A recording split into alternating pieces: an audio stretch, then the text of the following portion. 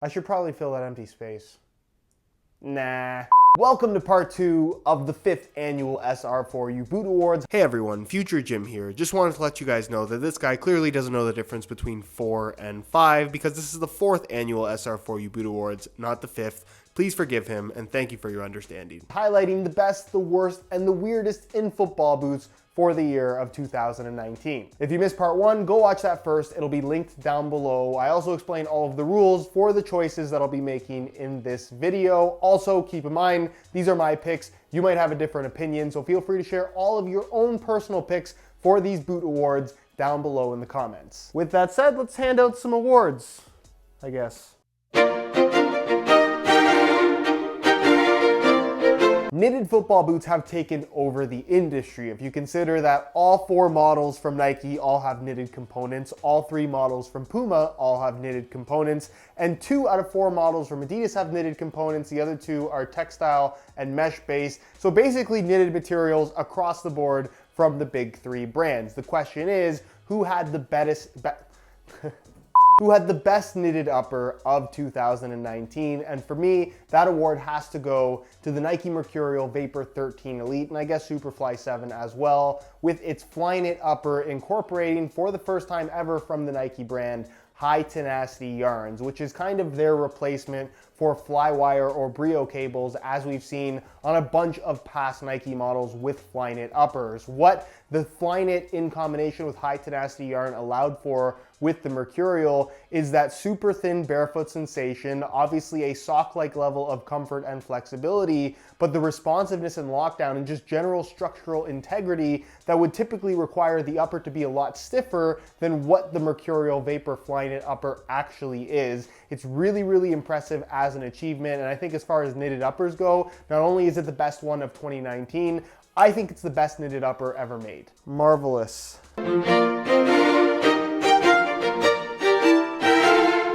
Now in part 1, I gave out the award for best takedown model, and I think a lot of people would assume that when they're on a budget, their best value for money option is going to be a takedown. And I would say most of the time, that's not actually the case. My suggestion 100% of the time would be that you need to take a look at older colorways or perhaps even older top end models, 6 months to a year old, that are significantly discounted and at the same price or even cheaper sometimes than your first and second tier takedown models. That is what's going to be your best value for money. But throughout 2019, I think what is deserving of the value for money football boot award is the Lotto brand as a whole. The modern Stadio and Solista models could be had between $100 and $140 pretty much all year long. And for that money, you're legitimately getting a top quality product. Really, really impressive what they're putting out for what is kind of like half the price of most top-end models from the big brands these days,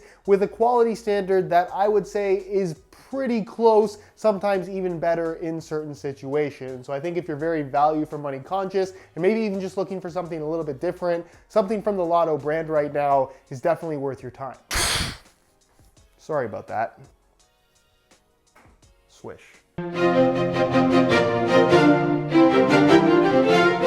If you watch pretty much any video about a top-end football boot, you'll probably come across at least one comment that says the boots are way too expensive, which is a fair criticism to make given that regular releases from Nike and Adidas can retail for as much as $275, where if you look at a brand like Mizuno, while it's a little bit different from other products, they can retail for as much as $320 in some instances. It's safe to say that there have been a lot of football boots that were overpriced in 2019, and maybe there's a bit of recency bias on my part here, but there's one in particular that really jumps out at me as just being unnecessarily expensive, and that is the Adidas Predator Mania 19 Plus ADV, bearing a retail price of $350 for what is basically the $275 Predator 19 Plus with a kangaroo leather upper. Yes, the leather is really good and the quality of the boot as a whole, there's really nothing to complain about there, but is it truly worth $75 more than the already quite expensive $275 Predator 19 Plus? In my opinion, absolutely not. And when you actually get the boots on your feet, whether you're a fan of leather or not, the leather actually ends up feeling very similar to the normal prime knit upper you'd get on the regular version of the Predator 19 Plus. And you can get the laced Predator 19.1 ADV, which is almost the same exact boot, but with a lacing system for $220 rather than $350. So how Adidas justified to themselves that boot was worth that much money?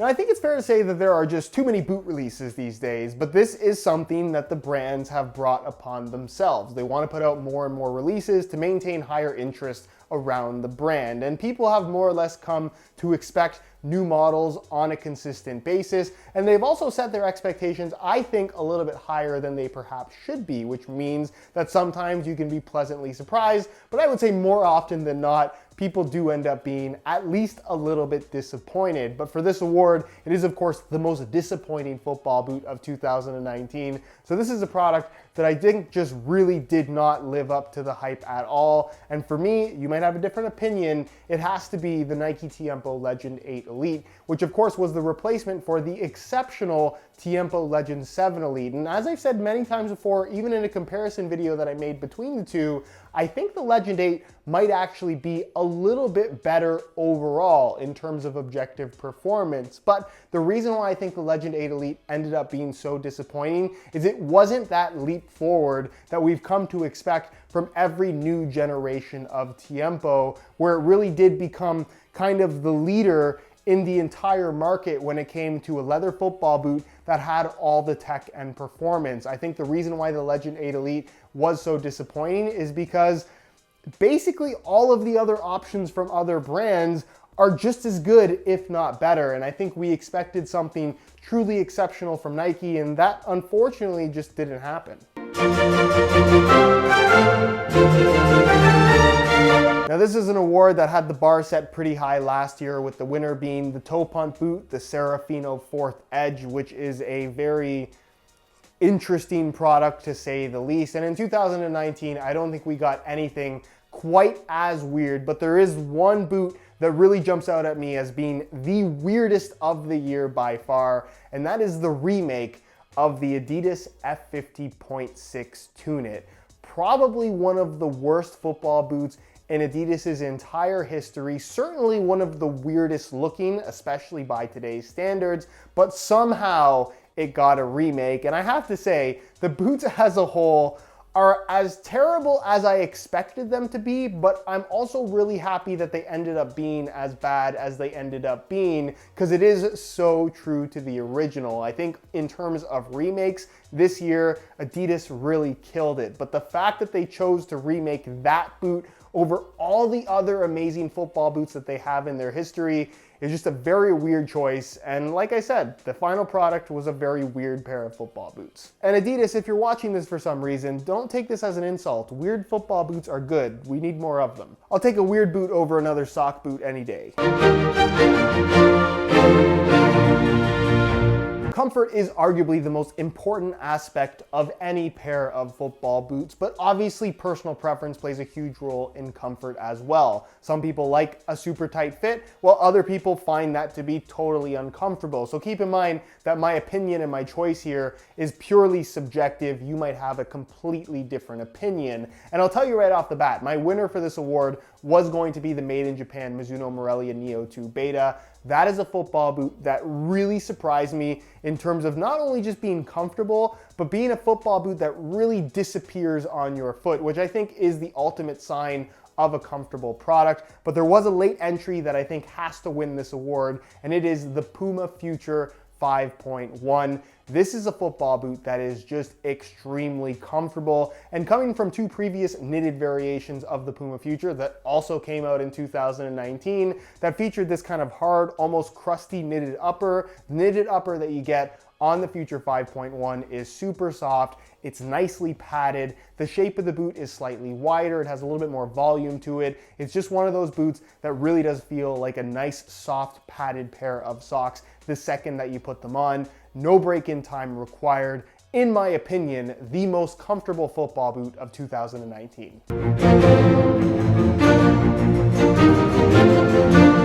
Now, as I'm sure many of you guys know, I'm not the biggest fan of laceless football boots, and a lot of people have this theory that it's because of SR4U laces, but that's not true at all, because a lot of people also know that SR4U laces are the official laces of laceless football boots, so that's not the reason at all. I've just never been a fan of the laceless concept, in that I don't think that it adds enough to the experience, and I think it has more downsides than upsides when it comes to fit, lockdown, as well as general comfort. However, there is one laceless boot in particular that I truly do enjoy wearing, which is why it is the winner of this award, and it is the Adidas Copa 20 Plus, which is basically the Copa 19 Plus that won this award last year, but because Adidas likes to do these name changes and really not changing anything about the boots, the Copa 20 Plus is still the winner here, because it legitimately is a fantastic product. The combination of thin kangaroo leather and prime knit coming together by way of fusion skin with this laceless design really does work. I think the reason why I think I give this laceless boot a pass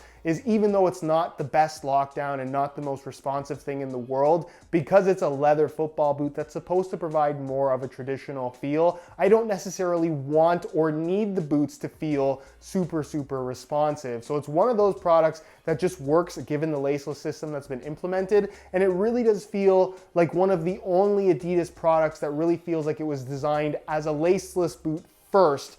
I guess you could argue the Nemesis 19 Plus is kind of along those lines as well, but for me, the way that it fits, the way that it feels, the experience of playing in a Copa 20 Plus is unlike any other football boot out there, and that's partially due to the fact that it's laceless, which is why it's the laceless boot of the year. Now, this is an award that I typically save for a boot that's really good, but not necessarily a best of in any specific category. And I was actually very surprised that once I wrote down all of my winners for the boot awards in my notebooks, that this boot hadn't actually won anything, but depending on what your opinion is, I think could legitimately be considered a top 5 option in today's football boot market. So the boot that wins the award that wouldn't be an award unless I made this an award to give it. The winner of the boot that wouldn't win an award unless I made this award up is the Nike Phantom Venom Elite. And I think the reason why this didn't come up as a best in class in any specific category is because the Phantom Venom kind of is attempting to bring back a category of football boots that's been gone for several years, and that is the power boot category. Now, the Phantom Venom ended up being the replacement for the Hypervenom Phantom 3 and the Hypervenom series in general, which a lot of people were upset with at first, but honestly, had they called this the Hypervenom Phantom 4, I think that the boot still would have ended up being the exact same thing. And what we ended up with the Phantom Venom is kind of this hybrid of the Hypervenom series that it takes over, as well as the T90 series, which of course was taken over by the Hypervenom. So everything is kind of coming full circle now. And I think with Adidas really trying to make a push for the return of the Predator series, such an iconic thing within the Adidas brand, I think Nike is starting to realize that maybe they need to have an answer. And the Phantom Venom, with its striking element and kind of power boot-esque vibe to it, is their answer to that. And the final product that they've come up with is legitimately very good. Just like everyone wants to know what the most comfortable boot is, they also want to know what the most uncomfortable boot is. And let me be clear in saying that by uncomfortable, I'm not saying that these are going to make your feet bleed. I just think that by the standard that has been set across the board for all top-end models, and I'm only going to include top-end models as potential winners of this award, if this is an award that you could win, I guess. But I think that there's one boot, or I guess technically two boots in particular, that stood out to me as being boots that I didn't find to be the most pleasant on my feet, let's say. It's just a feel that I was never really a big fan of. And the winner of this award is the Puma Future 19.1, as well as the Puma Future 4.1, which was kind of a variation of the exact same thing. And this is a football boot that, like I said, is not uncomfortable in comparison to some of the boots that we've had in the past. Superfly 1, 2, and 3, some of the most uncomfortable boots I've ever worn, and a lot of early Mercurials as well, would legitimately make your feet bleed. These are not to that level, not even close. And I'm sure there's lots of people watching this video that have the Puma Futures that I'm naming the most uncomfortable, and they're gonna say, wow, these are really comfortable boots, what is this guy talking about? I just think having worn pretty much everything out there, the feel of that upper having this kind of hard glue texture to it that granted would soften up as you wear the boots in. I just thought that for a boot with what is supposed to be a top end knitted upper, it just wasn't even close to anything else that you could buy for the same amount of money, or at least in the same category. So for me, that's why it's the most uncomfortable football boot of the year. Well done to Puma for having the most and least comfortable boot of 2019. And that concludes part 2 of the SR4U Boot Awards. If you want to watch the third and final part, where I name the boot of the year as well as the People's Choice Boot of the Year, link down below, it'll take you right to the video. Make sure you go and watch. However, if you enjoyed this video, please support it with a like. That helps me out a lot. If you have any questions regarding any of these picks or any picks of your own, leave it down below in the comments and I'll do my best to get an answer out to you as soon as I possibly can. If you are not subscribed to me already, make sure you hit that subscribe button along with the little bell notification so you get notified when the next new video goes live. Other than that, guys, thank you so much for watching and we'll see you in the next one.